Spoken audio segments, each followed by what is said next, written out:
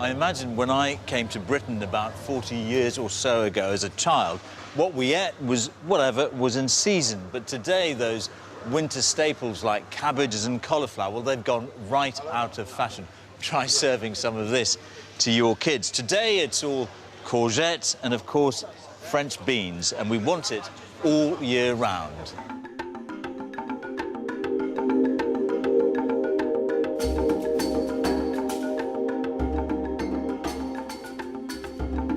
I travelled to Kenya, which provided us with £115 million worth of fruit and veg last year. It's still exporting food to us, even though it's currently in the middle of a food crisis, partly caused by drought, which many attribute to climate change. The food shortage here in Kenya has got so bad that the government has declared a national disaster. But that hasn't stopped the country from exporting food. I'm going to meet a farmer who supplies some of Britain's major supermarkets. Less than a fifth of Kenya's land is suitable for farming. I'm heading up into one of the most fertile parts of the country, which, even in this time of need, is being used to feed us rather than Kenyans. It's kept green through expensive irrigation, which is watering our vegetables. Michael Cunnington, who's British, runs a large farm employing 550 people.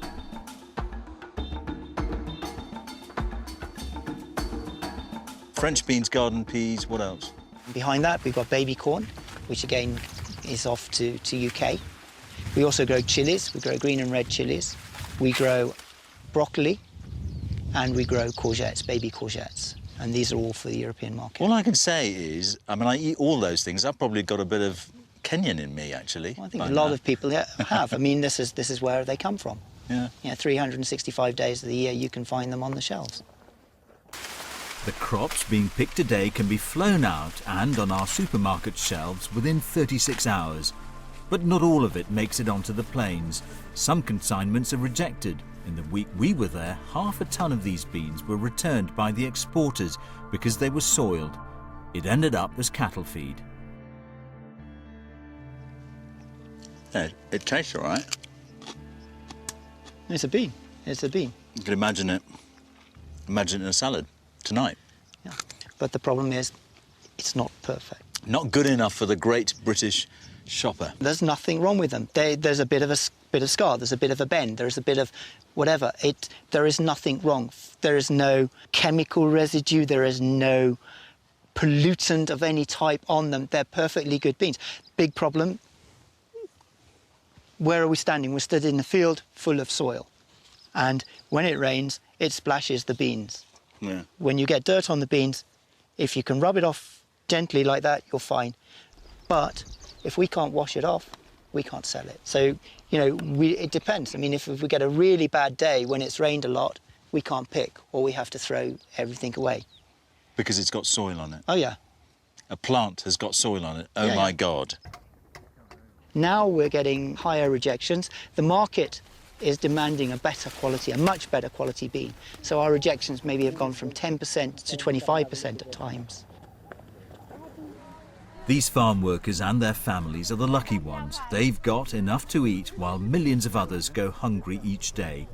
It seemed perverse to me that so much time and effort were going into feeding us rather than crops for the Kenyan market. There is another way, isn't there? You could just forget about these exports. You could say, I'm going to feed Kenyans. We're creating jobs. We're adding to this country's economy. What else are we going to do in Kenya?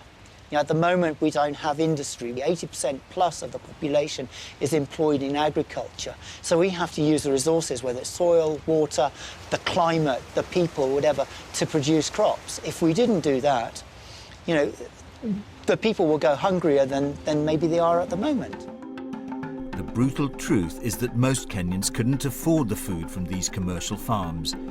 And producing food for us here is using up large amounts of Kenya's scarce resources, particularly its water. But if water is in short supply, so is money. The economic benefits of exports are important.